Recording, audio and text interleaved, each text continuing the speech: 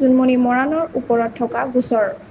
নমস্কাৰ, অসম নিউজ এক্সপ্ৰেছলৈ মই স্বপ্নম ইয়াছমিনে আপোনালোকক স্বাগতম জনাইছোঁ। আজিৰ খবৰ, জোনমণি মৰাণ এগৰাকী বিজেপিৰ সদস্যা। তেওঁ 5 বছৰৰ পৰা বৰহাপুজন পঞ্চায়তৰ 7 নম্বৰ ৱাৰ্ডৰ নিৰ্বাচিত সদস্য হিচাপে কাম কৰি আছে। এই বছৰৰ পঞ্চায়ত নিৰ্বাচনত বিধায়ক সুৰেন ফুকনে জোনমণিৰ বিপক্ষে আন এগৰাকী প্ৰাৰ্থীক সমৰ্থন কৰিছিল। 1 মে তাৰিখে জোনমণিয়ে বিধায়ক ফুকনৰ ওপৰত অভিযোগ আনিছিল যে তেওঁ কোনো কেম্পেইন ডেটত ভোটৰ প্ৰচাৰ কৰিছিল।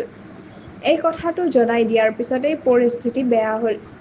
4 মে তাৰিখে আৰক্ষীয়ে তেওঁক ক'লে যে তেওঁৰ বিৰুদ্ধে গোচৰ আছে। তেওঁ এতিয়া ডুমডুমা থানালৈ গৈছিল। তাত প্ৰায় 30-40 গৰাকী বিজেপি কৰ্মী উপস্থিত আছিল। তেওঁক গোচৰৰ বিষয়ে জনোৱা হ'ল যে এফআইআৰ দাখিল কৰিছিল মিৰাজ মৰাণ আৰু চন্দন নেওগ নামৰ দুজন লোকে, যি দুজনেই বিধায়ক ফুকনৰ ঘনিষ্ঠ। জোনমণিয়ে অভিযোগ কৰে যে তেওঁক ঠাট্টা আৰু হেয় কৰা হৈছিল। সেইবাবেই তেওঁ নিজে তেওঁলোকৰ বিৰুদ্ধে অভিযোগ জনায়।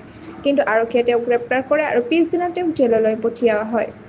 বিধায়ক ফুকনৰ আন এজন ঘনিষ্ঠ ব্যক্তি ননীগোপাল দত্তই এজন মহিলা ছাব ইন্সপেক্টৰৰ সৈতে অশিষ্ট ব্যৱহাৰ কৰিছিল, কিন্তু আৰক্ষীয়ে তেওঁক নকলে। তেতিয়া বিজেপি কৰ্মীসকলে একো ধৰণৰ হিংসাত্মক পৰিস্থিতিৰ সৃষ্টি কৰি পলাই যায়।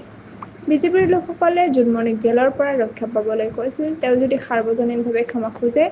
তেতিয়া জোনমণিয়ে মন্তব্য দিছিল যে মই ভুল কৰা নাই, মই কেতিয়াও ক্ষমা নোখোজো, মই সাহসেৰে জেললৈ যাম। এই কথাই দেখুৱায় যে বিধায়ক ফুকনক নমিত নোপোৱাৰ বাবেই জেললৈ গ'ল।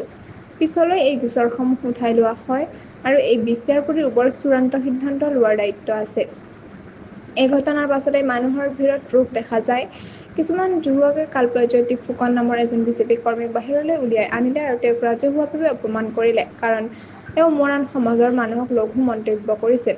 এই ঘটনাই জনসাধাৰণৰ মাজত এটি অপমানৰ অনুভৱৰ সৃষ্টি কৰিছিল। জোনমণিয়ে বিধায়কৰ অসৎ কামৰ বিৰুদ্ধে মাত দিছিল। তাৰ বাবে তেওঁক জেললৈ পঠিওৱা হ'ল।